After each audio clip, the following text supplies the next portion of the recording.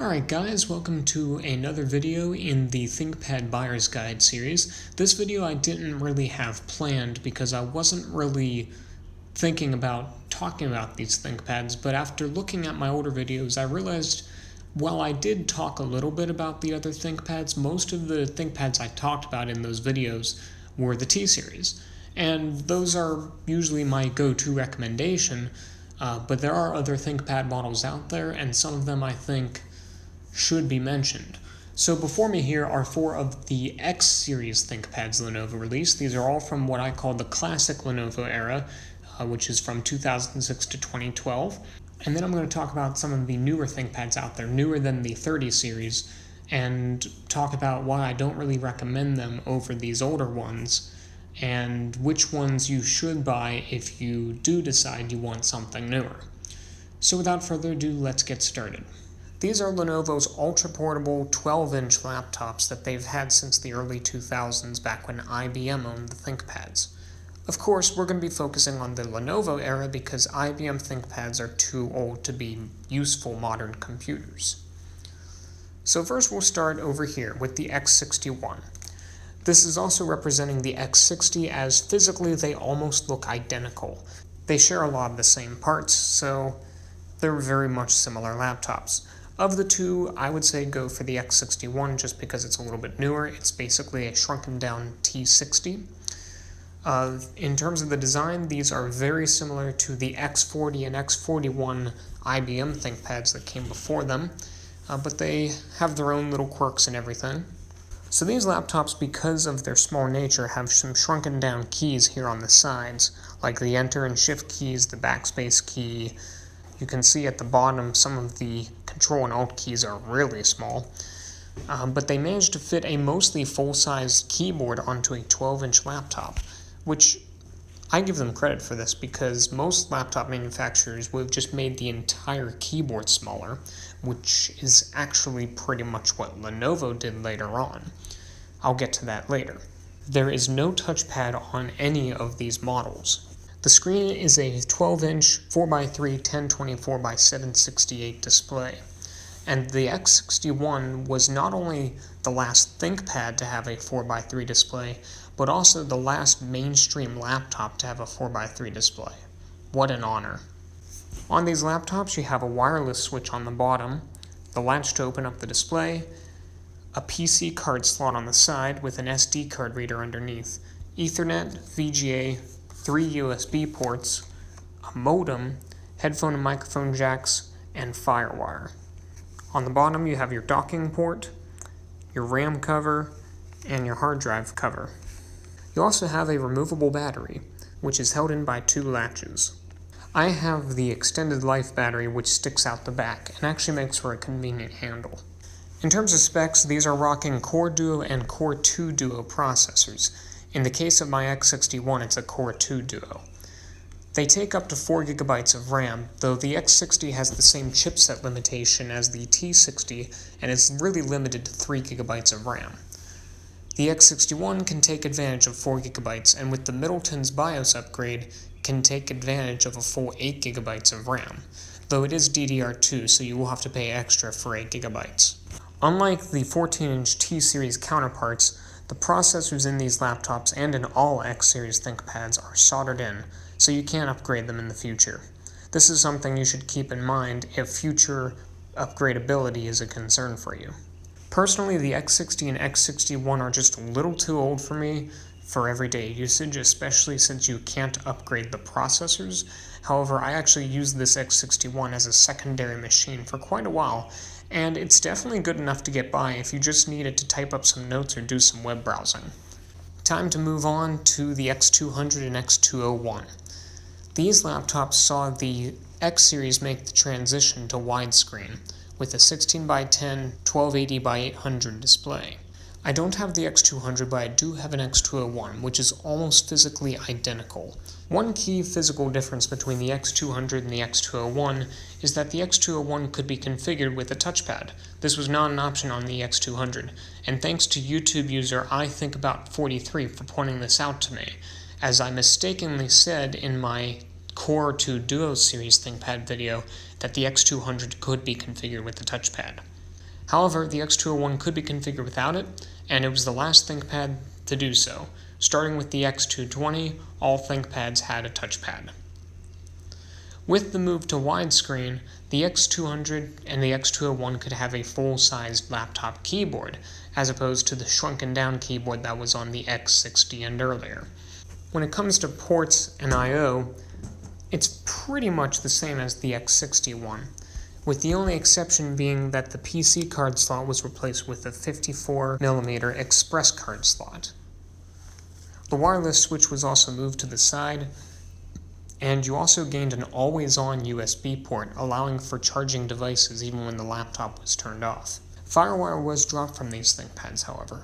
What's interesting to me about the X201 is that it's kind of different from the other ThinkPads of its generation. While the T410, T510, and W510 all adopted a new design language that kind of simplified the design and made it more minimalist, the X201 stuck with the classic ThinkPad design, with tons of status LEDs on the front, the old design for the keyboard, ridges around the screen bezel, etc., etc. It's just kind of amusing to me how this one model of ThinkPad kept the old design going into the Core i5 and i7 era, while the other ThinkPads got the new design. Lenovo didn't stick with the old design for too long, however, as with the X201's follow-up, the X220, Lenovo adopted the modern design on the 12-inch ThinkPads. I actually don't have an X220, but I have an X230 with the classic keyboard and X220 palm rest installed, so it basically looks the same. The X220 and X230 are almost identical in design.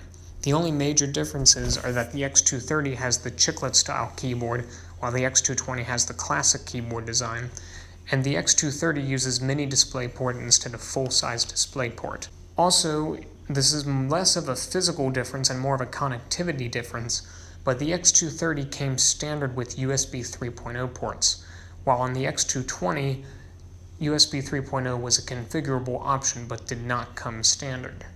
The X220 and X230 also saw the switch to a 16:9 aspect ratio display, compared to the X201 16:10 display. The resolution was 1366x768. Also, for the first time on a ThinkPad since the T60, you could configure an X220 or an X230 with an IPS display. Still the same resolution, but it looks miles better, and I replaced the TN panel on my X230 with an IPS display. It looks fantastic. I made a video performing this modification on my channel a few months ago, and I'll leave the link in the description for you to watch it. When it comes to the X-series ThinkPads, I really think that the peak of these ThinkPads was the X220 and X230. They're the perfect blend of modern performance and connectivity and classic design. Starting with the X240, Lenovo began to seriously neuter the line, making a lot of changes that made these really less powerful than their predecessors and the larger ThinkPads. Like most of the mainstream Lenovo ThinkPad computers in 2013, the X240 saw the switch from mobile Intel processors to Ultrabook processors, which, while great for battery life, are terrible for performance. The X230 outperforms the X240 for two reasons. One, the X230 uses mobile processors while the X240 onwards use the Ultrabook processors, and two, because the X230 supports up to 16 GB of RAM with 2 DIMM slots, as opposed to the X240, which only supports a maximum of 8 GB of RAM with only 1 DIMM slot. And unlike the T440, there was no option for soldered-in RAM in addition to the single DIMM slot. Also, starting with the X240, Lenovo downgraded the keyboard yet again. The X230's keyboard had some controversial changes, both from a design standpoint and from the removal of some of the function keys, but overall it's still a usable keyboard. And the X230 still uses the same keyboard as the T430, T530, and W530. The X240 uses a smaller keyboard than the larger counterparts, and because of this, an additional key was chopped off the function row just to make it smaller. That, combined with the fact that the keyboard as a whole is slightly smaller than on the X230, it really seems like a downgrade. And in my experience, the keyboards on these newer ThinkPads just aren't quite as springy as the older ones. You can even hear the difference, just listen.